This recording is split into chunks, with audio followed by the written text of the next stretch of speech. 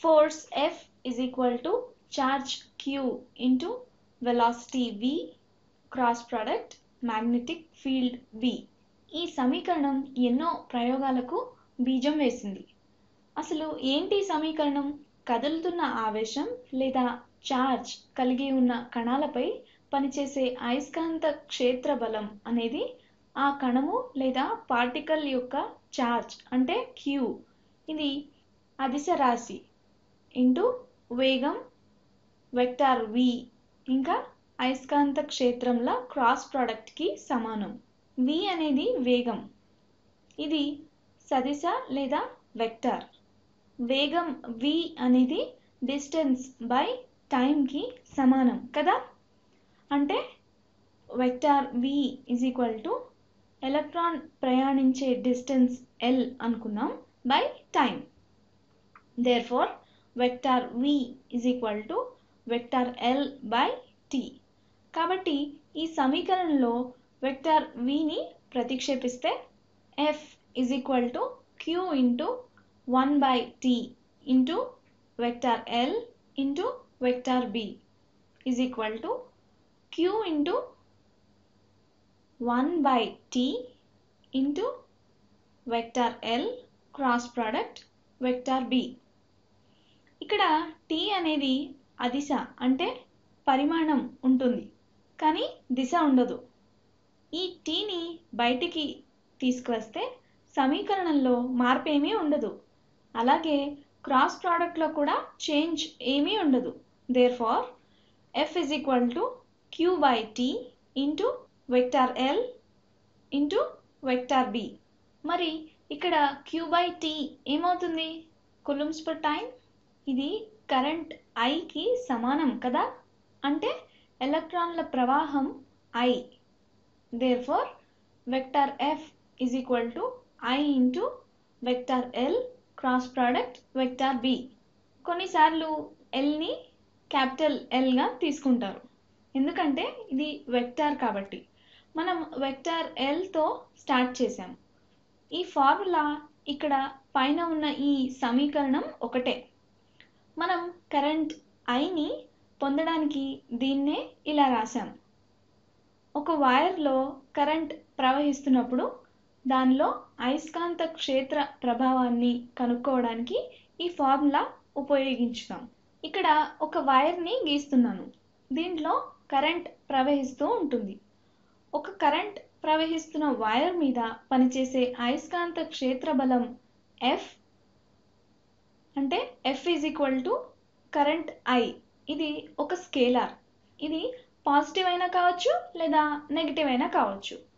దిశ మీద ఆధారపడి ఉంటుంది. కరెంట్ అనేది ప్రతిసారి పాజిటివ్ నంబర్ అవుతుంది, కానీ ఇది వ్యతిరేక దిశలో ప్రవహిస్తున్నప్పుడు నెగిటివ్ అవుతుంది. ప్రస్తుతం ఇది పాజిటివ్ నంబర్ అనుకుందాం. కాబట్టి కరెంట్ I ఇంటూ మన దూరం సదిశ అంటే వెక్టార్ L లేదా వాహకం యొక్క పొడవు క్రాస్ ప్రోడక్ట్ అయస్కాంత క్షేత్రం అంటే vector B. Therefore F is equal to I into vector L cross product vector B.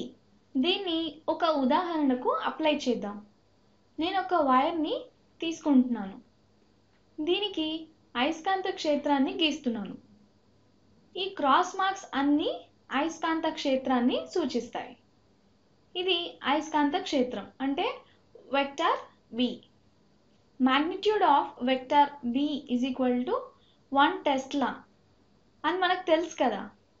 ఈ కంప్యూటర్ స్క్రీన్ని ఒక తలం అనుకుంటే ఈ తలం గుండా ఈ వైర్ పోతుంది.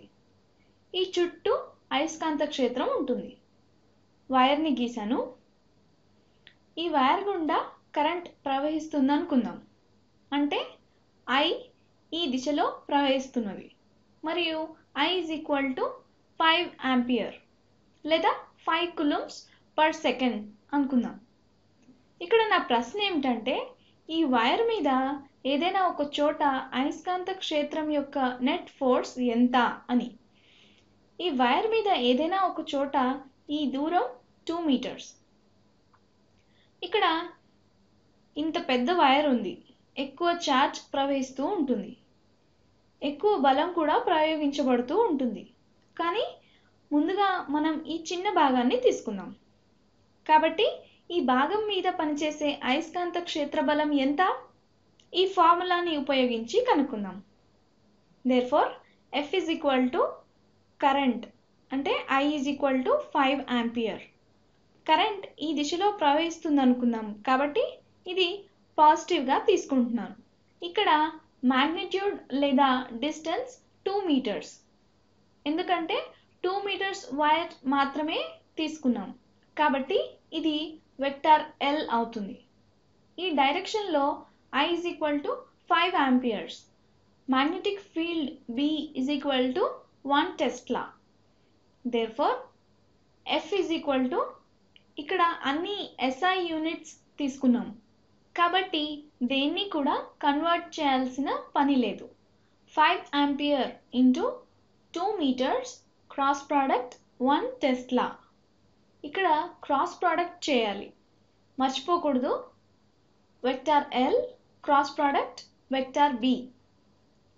Vector L cross product vector B is equal to magnitude of vector L into magnitude of vector B into sin theta into directional vector. దీన్ని రైట్ హ్యాండ్ రూల్ నుండి కనుక్కుంటాం. టీటా అనేది ఈ రెండిటి మధ్య కోణం. ఇక్కడ magnitude of vector L is equal to 2 meters. అలాగే magnitude of vector B is equal to 1 Tesla. మనకు తెలుసు ఇక్కడ sin theta is equal to ఎంత? ఇక్కడ వైర్ అనేది స్క్రీన్లోకి చొచ్చుకుపోతున్నట్లయితే కోణం 90 degrees అవుతుంది, కాబట్టి sin 90 degrees is equal to 1 అవుతుంది. Therefore, vector L cross product vector B is equal to 2 into 1 Tesla అవుతుంది. Therefore, magnitude of F is equal to 5 ampere into 2 meters into 1 Tesla, which is equal to 10 newtons. అర్థమైంది కదా ఎలా వచ్చిందో? అంతా సరే, ఒకే ఒకటి మిగిలింది. అదేమిటంటే అయస్కాంత క్షేత్ర బలం దిశ ఏమిటి? దీన్ని రైట్ హ్యాండ్ రూల్ నుండి కనుక్కోవచ్చు. రైట్ హ్యాండ్ని గీస్తున్నాను. ఇది నా బొటన వేలు మరియు ఇది నా చూపుడు వేలు. ఇది L అవుతుంది. మ్యాగ్నెటిక్ ఫీల్డ్ B అనేది ఈ స్క్రీన్ అవుతుంది.